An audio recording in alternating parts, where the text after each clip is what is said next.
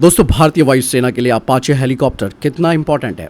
अगर बात की जाए सरफेस वॉरफेयर, जिसमें कि मैदान और पहाड़ दोनों आते हैं, उसमें अटैक हेलीकॉप्टर हमेशा से अपनी महत्वपूर्ण भूमिका निभाते आए हैं।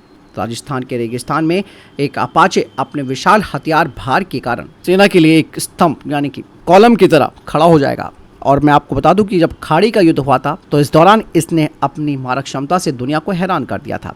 ये सुपर हेलीकॉप्टर अपनी हेलफायर मिसाइलों से कई दुश्मनों के टैंकों को मार गिरा सकता है।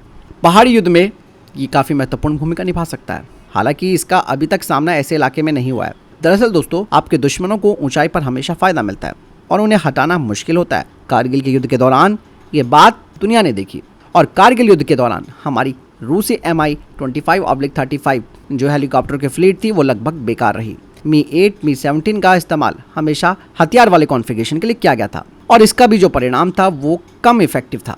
ऐसे में पहाड़ी लक्ष्य पर हमला करने के लिए अपाचे जैसे हेलीकॉप्टर्स काफ़ी महत्वपूर्ण हो जाते हैं। ये एक तरीके से लीड और विंगमैन द्वारा दुश्मन की स्थिति पर भारी और सटीक बमबारी करते हैं और फिर दुश्मनों को संभलने का समय मिलने से पहले हेलीकॉप्टर अपनी गनशिप से हमला कर देता है। और इस टेक्नोलॉजी का इस्तेमाल अक्सर किया ही जाता है, जिससे कि जो पैदल सेना है उसका काम आसान हो जाता है और उनकी कैजुअलिटीज़ कम होती हैं। आपको मैं बता दूं कि इंडियन एयरफोर्स के पास एक अच्छा और पुराना Mi-35 हेलीकॉप्टर भी है, लेकिन ये लगातार पुराने होते जा रहे हैं और इनका जो टोटल टेक्निकल लाइफ है वो भी पूरी हो चुकी है। इसीलिए इंडियन एयरफोर्स में अपाचे का स्वागत करना काफ़ी उचित भी है और बिना किसी संदेह के ये युद्ध सिद्ध मशीन भारतीय वायुसेना की अटैकिंग पावर को काफ़ी बढ़ाएगी। हालांकि अपाचे हेलीकॉप्टर ने अभी तक किसी भी समुद्री युद्ध का सामना नहीं किया है। अगर किया भी होगा तो बहुत कम इसकी जानकारी सामने होगी। आपको मैं बता दूं कि भारतीय वायुसेना ने एक और ऑप्शन पर विचार किया था, जिसमें कि रूसी Mi-28N नाइट हंटर को लिए जाने की बात हुई।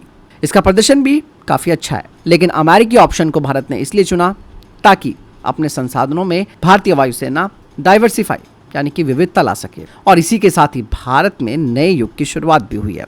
दरअसल दोस्तों, चीन के द्वारा हमारी सीमाओं पर की गई जो हैवी डिप्लॉयमेंट है, इसी की वजह से इंडियन एयरफोर्स ने अपाचे हेलीकॉप्टर को खरीदा था।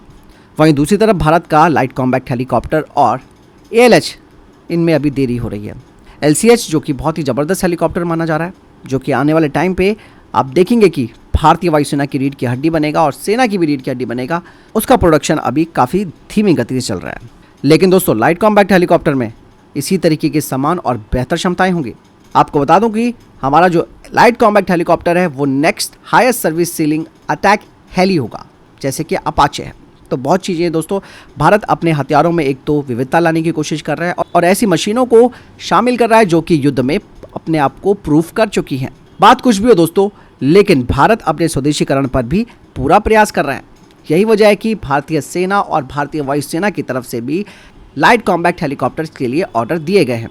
फिलहाल आपको इस बारे में क्या लगता है मुझे कमेंट सेक्शन में लिखकर जरूर बताइएगा। मिलता हूं नई जानकारी के साथ। जय हिंद, वंदे मातरम।